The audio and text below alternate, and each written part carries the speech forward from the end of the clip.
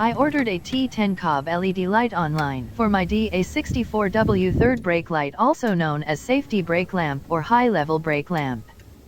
It only cost me 116 pesos for 10 LED bulbs, 6 pieces of white color and 4 pieces of yellow color. Here is why I chose COB LED type bulb. COB LEDs are basically multiple LED chips bonded directly to a substrate by the manufacturer to form a single module.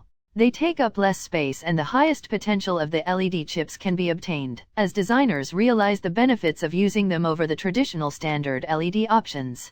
With their ability to pack more LED sources into a smaller space for increased lumen output, their ability to transfer heat more effectively to a heat sink, the lower failure rates due to their simpler construction, their lower light loss, and their increased viewing angle, it is hard to not consider them for any lighting application design.